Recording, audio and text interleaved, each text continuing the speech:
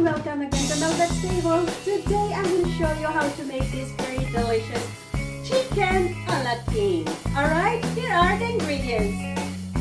For our ingredients, we will be using 2 tablespoons of butter, 3 cloves of garlic, half of medium onion, 1 cup of milk, and of course 4 tablespoons of all-purpose flour, and 1.5 cup of chicken stock. I have here 500 grams of chicken thigh. I removed the bones, okay? And I have to tenderize it with the back of my knife, okay? Now we will be needing 2 eggs. So I will be putting 2 eggs.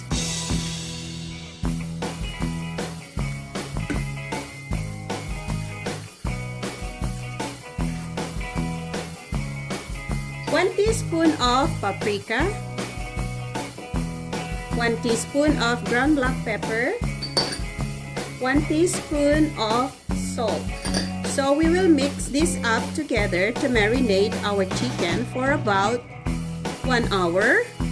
The longer, the better you marinate your meat.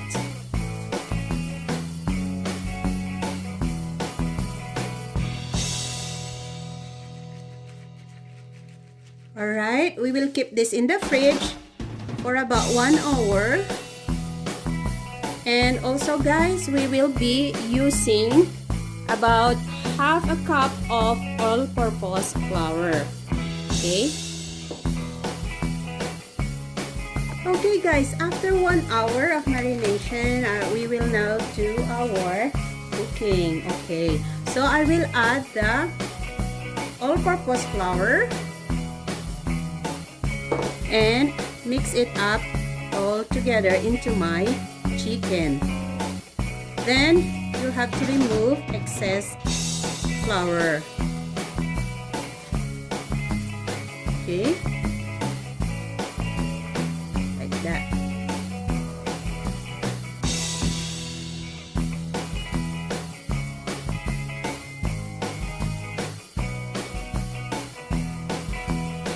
So guys, here it is.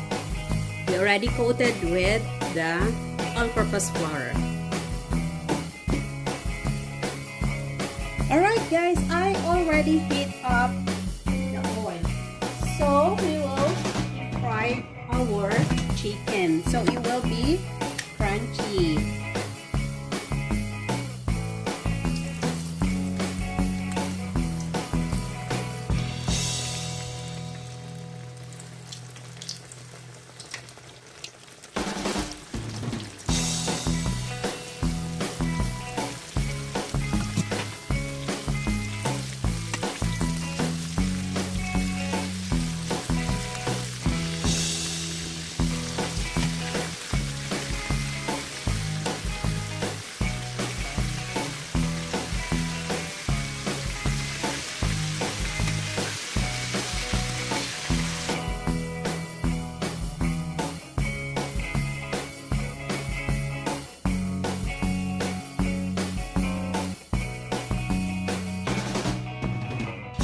This is good enough. It's so crunchy now.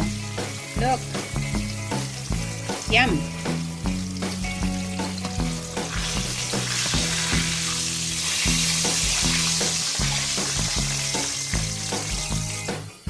Alright guys, we have to set aside the oil now, and we will use another pan. Now we will put the butter.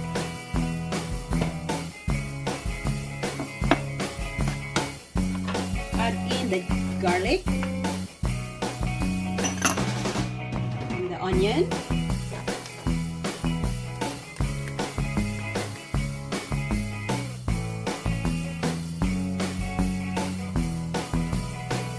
To add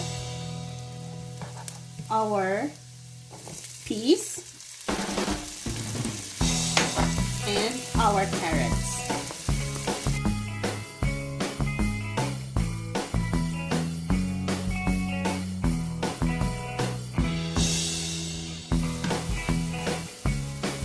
Now we can add our all-purpose flour.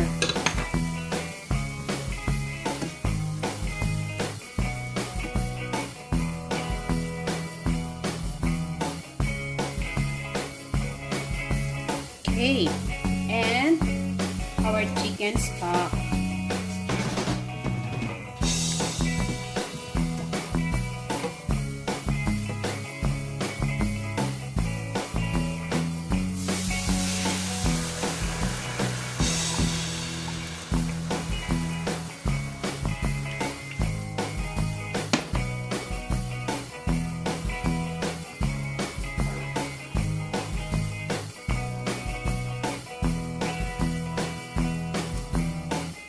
Now we can add our milk.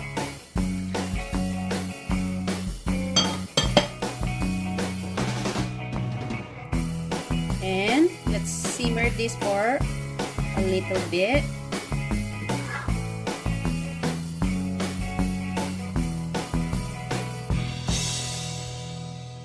So guys, look at this. Our sauce is already like in a right consistency. It's so good. Like, you don't need to add any more salt, but you may add a little bit more of ground black pepper if you want to. Okay, and make sure to taste it if the salt is good enough for you. Okay, all right guys, we can add now our parsley.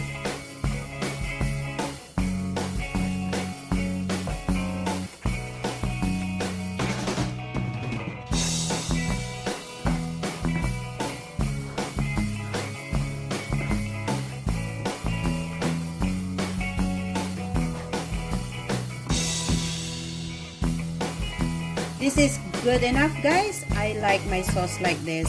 See? So creamy now. You may add cream also, or you can use, instead of fresh milk, I just use skim milk in here.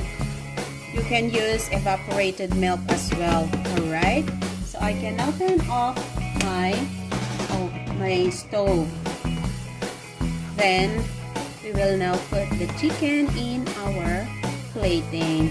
This is so good, guys.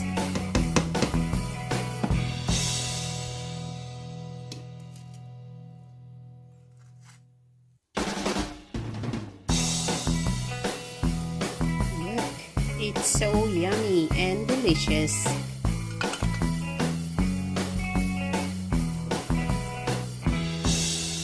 Look at that sauce.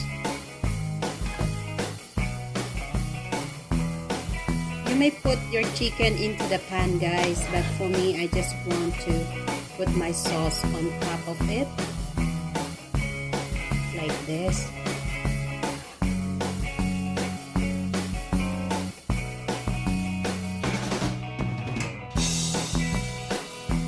Alright guys, here it is, our chicken a la king. It's so yummy, creamy, and delicious.